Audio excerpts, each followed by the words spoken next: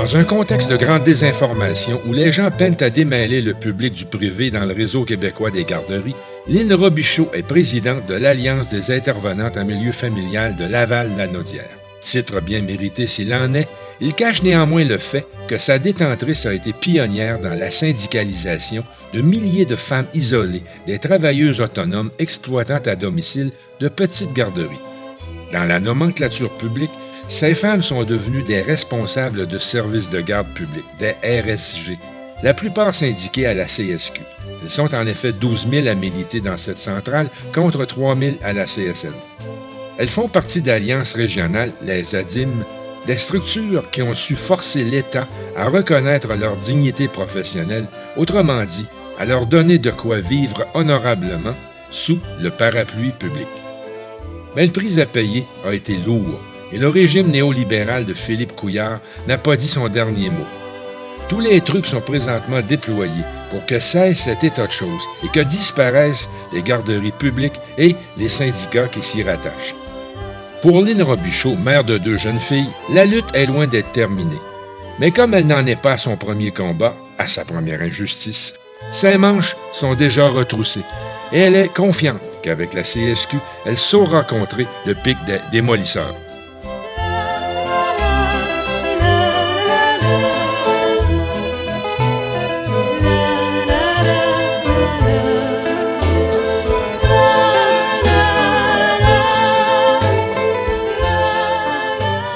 Moi, je viens d'une famille, on est 3 sœurs, avec mon père puis ma mère.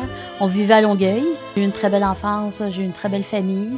Mes parents s'occupaient beaucoup bénévolat, s'occupaient des loisirs de la paroisse. Fait qu'à ce moment-là, moi, j'ai toujours donné un coup de main.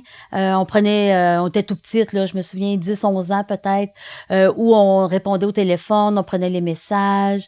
Le dimanche, c'était à l'école, on avait le cinéma. Donc, mon père s'occupait, là, il y avait toujours un film le dimanche après-midi, puis moi, je m'occupais de la cantine. Donc, c'était toujours pour donner un coup de main. Je me souviens une année où on a beaucoup milité pour le Parti québécois, où la maison de la famille, c'était la maison mère de Longueuil, où on avait le tableau à afficher, où on mettait toutes les rôles qui sortaient, où j'ai fait du téléphone pour offrir à des gens s'il y avait besoin de gardienne, y avait-tu besoin de transport pour aller voter. Ça a été des belles années où on a commencé le militantisme probablement à ce moment-là. Par la suite, j'étais dans les cadets. Toute mon enfance, de 10 ans à 19 ans, j'ai fait partie des cadets de la marine. Moi, j'ai aimé ça. Il y avait une structure, il y avait une hiérarchie, il y avait où tout le monde était égal. Donc, c'est quelque chose que moi, j'avais beaucoup aimé, où j'avais des amis, où on m'acceptait comme j'étais, où on acceptait tout le monde. Fait que ça, c'était une structure vraiment super intéressante, où j'ai appris plein de choses, où on est parti en camp d'été. Je suis partie, il y a les 2 dernières années, où j'étais cadet cadre, qu'on appelait, où on est parti tout l'été, là, où on travaillait et où on s'occupait de cadets plus jeunes. J'étais le commandant du corps des cadets. Donc, à ce moment-là, on s'occupait des enfants de 10 à 12 ans, où on faisait des activités le vendredi soir. Les jeunes venaient, ils étaient en uniforme, nous autres aussi, où on leur apprenait, certains trucs. On leur apprenait aussi à vivre en société, à apprendre la hiérarchie, à faire attention aux autres. J'ai fait mon cours, ce qu'on appelait à l'époque en technique correctionnelle, maintenant c'est intervention en délinquance. Où je me suis aperçue que c'était pas ma voie. Je pense que quand les gens ils sont rendus jeunes adolescents ou adultes avec des problèmes d'incarcération et tout ça, je pense que c'était plus la voie de la petite enfance qui m'appelait à ce moment-là. Après ça, j'ai eu quelques boulots, quelques travails. C'est là que tu t'aperçois rapidement que quand on n'est pas... quand on fait le parallèle avec ce qu'on vit maintenant, quand on est tout seul puis qu'on se bat contre un employeur, ben c'est là que c'est moins facile. Moi, j'étais chef caissière chez Jean Coutu, à Montréal. Quelques années. J'ai resté là quelques années. Mais c'est ça. Quand ça change de patron ou ça change de gérant, ça change les conditions de travail, ça change la façon de fonctionner. Un gérant veut ci, un autre veut ça. Donc, on est au gré des situations ou du choix du patron à ce moment-là. J'ai perdu mon emploi. On a eu un nouveau gérant qui a décidé, lui, qui faisait table rase des personnes qui étaient à temps plein. Même si ça faisait 7-8 ans que j'étais chez Jean Coutu, j'étais comme une des dernières temps plein parce que des gens qui avaient quitté. Puis malheureusement, je cadrais pas dans son idéal féminin. Quand on a vu qui a resté après mon départ, j'avais très bien compris là, que... Puis peut-être que c'est une question monétaire aussi, là. Engager des temps partiels, ça coûte moins cher que d'engager un temps plein avec le peu de conditions de travail, parce que je veux dire, on n'était pas syndiqué chez Jean Coutu. Il fallait négocier nos ententes, il fallait négocier notre salaire, négocier nos vacances, donc c'était pas... J'étais au chômage, donc l'opportunité s'est offerte à moi de suivre le cours en service de garde. Une attestation collégiale que j'ai fait au cégep de Saint-Jérôme. Puis en même temps, j'étais enceinte de ma première fille, Audrey. Donc, j'ai fait mon cours de janvier 96 à novembre. Puis après ça, j'ai eu ma fille. Puis là, quand il a été temps de dire, est-ce que je la mets en service de garde? Je me voyais pas me séparer de ma petite fille. Donc, j'ai décidé d'ouvrir mon service de garde en milieu familial. À ce moment-là, c'était privé. On était en 96. La politique familiale n'était pas mise en place encore. Donc, oui, j'ai commencé au privé.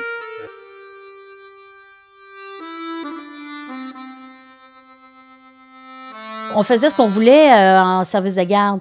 On décidait de notre tarif, on décidait de nos horaires, on décidait du nombre d'enfants qu'on pouvait avoir. Il n'y avait pas de normes, là. On faisait un peu ce qu'on voulait, là. C'était une offre et la demande. Puis quand tu voulais avoir des clientèles, des fois, tu t'offrais un peu plus, tu offrais le souper.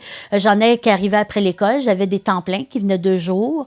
Mais en même temps, je veux dire, il n'y avait pas de stabilité. Les gens venaient, partaient, ils restaient quelques semaines, 1 mois, 2 mois, ça partait, ça revenait. Parce que on charge, mais là, tu peux pas demander un tarif quotidien qui est trop élevé, parce que les parents ne sont pas en moyen de le payer. Fait que là, on charge 15-16 $ par jour, incluant le repas, les collations. Puis on chargeait un peu moins pour ceux qui arrivaient après l'école. Mais, on avait beaucoup d'enfants à cette époque-là. En 97, moi, j'ai été accréditée par par un centre de la petite enfance. À l'époque, c'était eux qui donnaient les accréditations en milieu familial. Parce que quand la politique familiale est arrivée en place en 1997, là, tout le monde voulait s'accréditer parce qu'il y avait une stabilité, c'était un tarif unique, parce que ça commençait avec les places à 5 $ pour les 4 ans. C'était plus facile, il y avait du soutien, on avait quelqu'un, on faisait partie d'une équipe. Parce que quand on est avec un centre de la petite enfance à l'époque, il y a des conseillers pédagogiques, une directrice, il y a d'autres responsables aussi. Donc, il y a des réunions, tu connais du monde, tu peux jaser avec tout le monde. Fait que ça a amené cette option-là. Mais à un moment donné, tu t'aperçois en 97, 98, où tu t'aperçois que on n'avait pas de vacances, on n'avait pas de journée fériée, on pouvait même pas sortir de la maison, là. Quand on était responsable, on n'avait pas le droit au remplacement. Donc, quand on ouvrait 50 heures semaine, il fallait être présente sur toutes nos heures d'ouverture. Fait qu'oublie d'avoir un rendez-vous chez le médecin, oublie d'être malade, oublie que les enfants ont besoin d'aller les chercher à l'école. Faut que tu trouves toujours un plan B. Fait que ça a été une certaine problématique. Fait que plus les années ont avancé, aux années 2000, je me souviens, on avait celle qui était présidente à l'époque de l'Alliance, était dans mon CPE. Puis à chaque réunion qu'on avait, elle nous parlait du syndicat. Puis je la trouvais tannante. Je l'écoutais pas. Puis un soir, dans une réunion, elle a dit quelque chose qui m'a accrochée. Puis elle nous a parlé du nous. Le lendemain matin, je l'ai appelée, puis j'ai dit je veux rentrer dans le syndicat.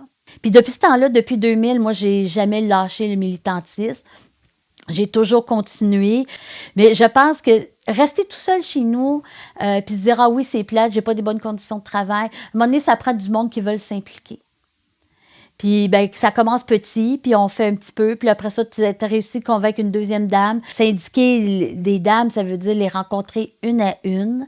Des réunions de cuisine où on les appelait, on disait si tu réunis une amie ou 2, on irait vous rencontrer, parler de syndicats. C'est pas facile parce que les filles sont travailleuses autonomes, donc de faire du collectif avec des gens qui sont chacune chez elles, qui gèrent leur propre entreprise, c'est moins évident, mais je veux dire, c'était quand même, on a réussi, on n'était pas libérés, on faisait ça bénévolement. On avait quelques remboursements, mais je veux dire, tout le temps a été bénévole. On passait beaucoup de temps sur le téléphone. Pendant l'heure de la sieste des enfants, on travaille 50 heures en service de garde. On essaye, quand les enfants sont couchés l'après-midi, d'avoir quelques minutes. On appelle les filles, on appelle 2, 3. On essaye de voir si on est capable de planifier, céduler des rencontres. Et le soir, on soupe rapidement, puis on part, puis on essaye de rencontrer des dames pour essayer de leur faire voir qu'on pourrait améliorer leurs conditions de travail, le quotidien de tous les jours, de leurs conditions de travail, de leurs conditions d'exercice. On a eu une première vague de syndicalisation. Moi, j'ai syndiqué mon CPE en 2001. Le 10 septembre 2001, on a déposé une requête en accréditation. On était à environ 30 responsables en service de garde qui sont accrédités par un CPE. Donc, il fallait avoir 50% plus un des responsables qui signaient une carte syndicale pour être capable de se syndiquer. On se disait qu'on avait un statut de salarié. Fait qu'on a fait les premiers dépôts où on a eu gain de cause. En 2002, le commissaire Vignola des relations de travail nous a donné comme quoi qu'on avait un statut salarié. Il a accordé l'accréditation. Bien sûr, cette décision-là a été portée en appel au tribunal du travail par la juge Hanneman. Encore une fois, on a eu gain de cause. On a gagné, fait qu'on est encore déclarés comme des salariés. Et bien sûr, cette cause-là a aussi été portée en appel et a été contestée en Cour supérieure au début décembre 2003, excusez. Puis en même temps, à cette époque-là, le gouvernement a adopté sur le bâillon, en décembre 2003, la loi numéro 8 qui empêchait toute syndicalisation et qui avait même l'odieux de retourner en arrière et d'enlever les accréditations qui avaient déjà été déposées. On avait déposé des conventions collectives pour 3 CPE. Et même ça a été retiré par l'adoption sous le bâillon de la loi 8. Autour de décembre 2003, il y a eu beaucoup de requêtes en accréditation qui avaient été accordées sous le jugement de la juge Hanneman du tribunal du travail. Puis même, il y en a là, qu'on a eu, la même journée qu'il y a eu le bâillon, là, on a eu des décisions du tribunal du travail qui accréditaient des CPE, puis tout a tombé à l'eau, bien sûr. Quand la loi est adoptée au mois de décembre, là, on a eu une vague de découragement, une vague de désertation aussi au niveau des membres, parce qu'à l'époque, on avait environ 300 membres. Puis à ce moment-là, la formule REN n'existe pas. Fait que quand les gens cotisent, il faut qu'ils cotisent sur une base volontaire. Nous, on avait mis un système, les gens payaient 10 $ par mois, là. Fait que c'est pas une grosse cotisation. On avait mis un système où les gens, où on percevait directement dans le compte de banque. Mais à ce moment-là, quand les requêtes en accréditation, la loi est tombée, les gens sont partis parce qu'il n'y avait pas d'intérêt à rester. Il y en a beaucoup, l'intérêt, c'était le statut de salarié, le statut qui amenait des droits, des avantages, des vacances, des fériés, des protections sociales que nous n'avions pas. Donc, à cette époque-là, après ça, il nous a resté environ 80 membres, je dirais. Mais quand j'ai décidé de m'impliquer, c'est que je voyais qu'on n'avait pas d'avancement. Pas d'avancement sur nos conditions de travail. Puis avec l'Alliance à l'époque, la présidente qui était à l'époque, tu sais, on a eu beaucoup de discussions. J'étais dans des réunions syndicales, j'étais à la CSQ, à la Fédération, la FIPEC, et où je me suis aperçue que je pouvais faire la différence pour ces femmes-là. Que je pensais que je pourrais amener une certaine différence, amener de l'espoir aux femmes, puis dire, il y a quelqu'un pour les aider. Parce qu'hier, il arrivait une problématique avec un bureau, avec un CPE, où les filles avaient des mesures disciplinaires, ou avaient des avis, parce que ça pouvait arriver qu'on perde notre emploi, parce qu'il y avait cette problématique-là. Les filles étaient tout seules, il n'y avait personne pour les aider, personne il y avait une problématique avec des parents, ou il y avait une problématique où le parent n'a pas payé, des choses comme ça.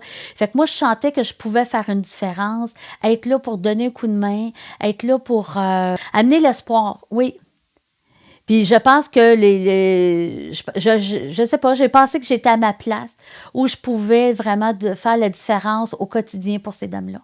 Puis c'est sûr que ça implique aussi la famille, hein, veut pas, tu sais, le conjoint, les enfants. Tu sais, mes enfants ont milité aussi, on a fait des manifestations. Moi, je conduis pas. Fait que c'est sûr que mon conjoint, il a toujours été impliqué à 100%. Des fois, il trouve que j'en prends large, là, mais il aime ça aussi, là. Il s'est impliqué, il vient me conduire, il vient me chercher.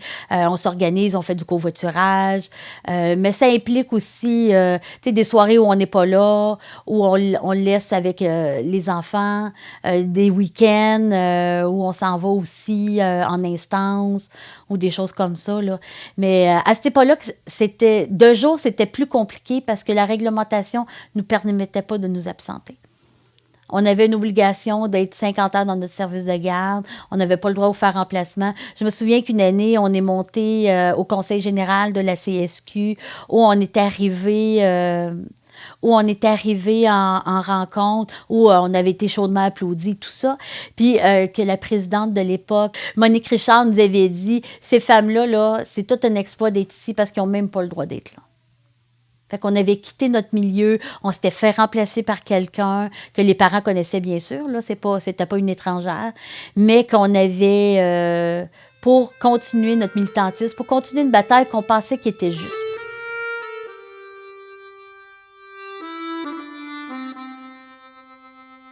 Bien, en 2003 puis 2008, il y a eu toutes les contestations. On a fait des contestations au niveau international, on a fait des contestations au Bureau international du travail, où on a eu gain de cause à toutes les fois. Mais il restait qu'il fallait contester la loi 8 qui a été fait. J'ai fait partie de la contestation de la loi 8 en 2008, où on était devant le tribunal... la Cour supérieure pour contester. On a finalement eu un jugement à l'automne 2008 où on nous disait finalement que la loi 8 était inconstitutionnelle puis que le gouvernement devait nous donner des droits, devait nous donner des avantages sociaux. Il y avait une série de recommandations dans le jugement. Là, on se retrouve 31 octobre 2008. À l'Halloween, on pensait quasiment que c'était un mauvais... une surprise, mais c'est la date qu'on a eu le jugement. Donc, après ça, bien, il a fallu attendre de voir si le gouvernement irait en appel. Mais on n'a pas tardé parce que dès le début novembre, on a commencé les requêtes en accréditation. On a commencé à faire des dépôts. On s'est mis... moi, on est revenu me chercher. Moi, j'avais, pour des raisons de santé de ma fille, j'avais quitté le militantisme momentanément. La FIPEC, à cette époque-là, me rappelle, la présidente, Sylvie Tonnelier, à l'époque, m'appelle. Puis elle me dit, si tu veux venir donner un coup de main, à Laval, il y aurait besoin d'aide pour s'organiser, pour faire des rencontres. Donc, je parle avec l'équipe syndicale à la centrale. Puis elle me dit, moi, ça me prend 4 rencontres par semaine. Fait que moi, je reprends mes anciens contacts, je regarde dans mes listes des filles que je connaissais dans différents... parce que là, on avait changé. Là. Avant, on relevait des centres de la petite enfance. Et en 2006, il y a eu une refonte de la réglementation. Puis maintenant, on relève des bureaux coordonnateurs. Si on regarde la région de Laval, on a 6 bureaux coordonnateurs qui gèrent la région de Laval, ce qui donne à peu près 700 responsables en service de garde. C'est environ 5000 places. 5000 enfants qui sont gardés par 700 responsables en service de garde. Si je prends l'exemple chez nous, Pirouette, ils ont le centre de la petite enfance, ils ont 3 installations. Fait qu'ils ont 3 bâtisses différentes qui gèrent 2 fois 80 puis 1 fois 60. Et ils ont aussi le bureau coordonnateur qui gère 1000 places. 1028 places, je pense, pour 160 responsables en service de garde. Puis ça, c'est juste le territoire Sainte-Rose-Fabreville, là. Fait que ça en fait de la garderie au pied carré, là. Fait qu'on est passé de 900 CPE qui géraient de la garde dans le milieu familial à 160 au Québec. Et on passe à ce moment-là entre 20 et 40 filles par CPE, entre 80 et 200. Fait que là, on ne parle pas du même taux de membres ou pour aller chercher une majorité, pour aller chercher une syndicalisation. Fait qu'on commence. Moi, je fais des téléphones. J'appelle une fille que je connaissais. Puis je dis, regarde, on a le droit de syndiquer. Est-ce que ça te tenterait? On organiserait une rencontre. Appelle les filles que tu connais. Puis vive l'Internet parce que les forums, on était très présentes, les responsables en service de garde, sur les forums de la petite enfance. Il y avait plusieurs forums qui existaient sur Internet où on allait jaser pendant le dodo, où les filles s'entraidaient, demandaient des conseils. Donc, on publiait nos soirées On se disait, ben, mardi soir, le 2, on est dans tel restaurant, on est dans tel hôtel, on est dans telle salle, et ça se remplissait. Tu sais, vraiment, là, on était surpris du nombre de personnes qui pouvaient avoir à ces rencontres-là. Il y en a une qu'on a fait à Deux-Montagnes, entre autres, là, où il a fallu que je me batte avec le gérant d'hôtel pour faire ouvrir. Il y avait une partition entre deux salles. Puis j'ai dit, il faut que tu m'ouvres ça. Il y avait du monde jusqu'à dehors qui attendait en ligne pour rentrer. Pour vraiment... Puis là, nous, on avait un discours. Moi, je suis une responsable en service de garde. Donc, quand j'allais parler à mes consoeurs, je leur parlais de ce que je connaissais, notre travail, nos conditions de travail qu'on n'en avait pas. On n'avait pas de journée de vacances, on n'avait pas de journée fériée, pas de journée de maladie, pas de congé de maternité. Moi, je me souviens, j'ai eu ma deuxième fille en 1999. J'ai arrêté 3 semaines. Puis c'est parce que c'est quelqu'un qui m'a remplacée parce qu'on n'avait pas de revenus. Donc, il y en a beaucoup. Moi, j'en connais. Là, ils ont accouché le vendredi. Ils ont recommencé le service de garde lundi matin. Les petits poux sont arrivés. Nos enfants ils ont été élevés parmi le service de garde parce qu'on n'avait pas moyen de faire autrement. Donc, c'est tout ça qu'on est venu raconter aux filles en 2008 en leur disant, bien, regardez, je pense qu'on peut offrir autre chose. On peut s'offrir mieux. On pense qu'on peut... Puis on avait encore quand même l'idée d'avoir un statut de salarié. Donc, c'est là-dessus qu'on a parlé avec les responsables, où on leur disait, ben moi, je le savais, on avait déjà écrit une convention collective en 2001, donc je savais ce qu'on pouvait espérer aller chercher. Donc, c'était comme ça. On faisait des rencontres 4-5 soirs semaine, le samedi, le dimanche, où ça n'a pas arrêté pendant 2 mois, où on a réussi, pour ma part, à syndiquer près de 2500 responsables en service de garde. Le gouvernement, en 2008, décembre 2008 environ, a décidé qu'il ne portait pas la décision en appel. Donc, les accréditations ont continué. On a déposé pratiquement pour tout l'ensemble des bureaux coordonnateurs. Il y a 160 bureaux coordonnateurs au Québec. On a dû syndiquer environ, je dirais, 130 bureaux coordonnateurs à travers le Québec, avec la FIPEC-CSQ. Fait que c'était quand même une grosse vague de syndicalisation, mais en même temps, toutes les requêtes qu'on a déposées ont été contestées par le gouvernement sur la base du salarié.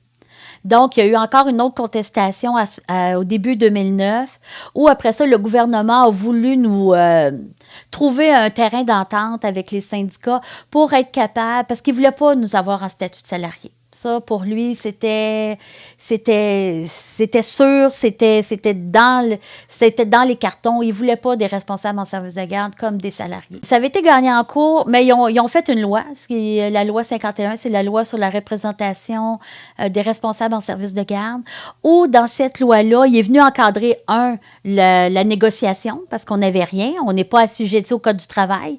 Donc, la loi 51, ça ressemble au Code du travail très largement, là. On peut juste dire que ça peut se ressembler un peu. Puis à ce moment-là, ça nous donnait des droits. On avait le droit à des protections sociales, donc de l'argent pour un régime de retraite, une partie pour payer la régie des rentes, une partie pour le fonds de santé, une partie pour le régime québécois d'assurance parentale, une partie pour payer la CSST, une maternité sans danger, où on attend encore. La loi a été adoptée en 2009, en juin 2009, puis on est, en février 2016, puis on attend encore cette loi-là parce qu'elle n'a pas encore été adoptée. Mais, tu sais, c'est jamais vite, là. Tu sais, il faut toujours attendre, il faut toujours pousser pour être capable... Fait que ça a fait en sorte que quand la loi 51 était adoptée au printemps, 2009, bien, ça a permis qu'en septembre 2009, toutes les accréditations y ont été accordées. Fait que nos membres, ils sont syndiqués depuis le mois de septembre et suivant, là, parce qu'il y a eu des dates subséquentes, mais depuis septembre 2009.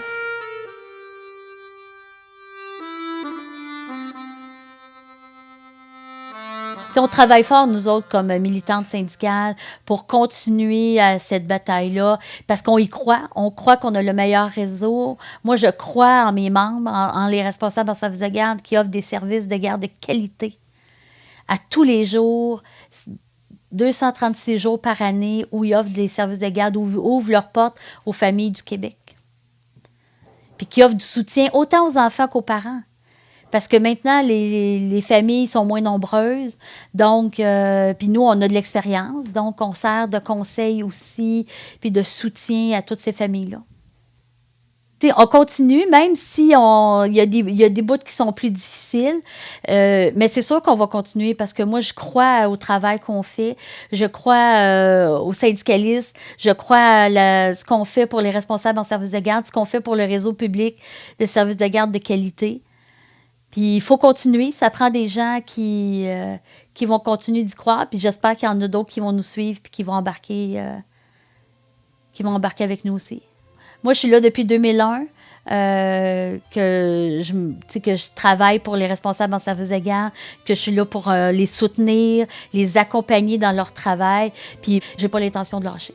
Quand on parvient à aider une responsable en service de garde, qu'on parvient, juste au téléphone, là, qui nous appellent parce qu'ils ont de la difficulté à remplir un document ou ils comprennent pas certaines choses, puis elle raccroche la dame, puis elle est contente. Mais moi, ça a fait ma journée, là. Puis des fois, je raccroche le téléphone puis je dis, moi, juste que je fais une bonne job. Parce que la dame qui m'a appelée, là, ça a pris 2 minutes. Puis des fois, ils sont gênés. Hein. Ils nous appellent, je m'excuse. Non, on est là pour ça. Mais de sentir qu'on est important puis qu'on sert à quelque chose pour quelqu'un d'autre, c'est la plus belle job, je pense.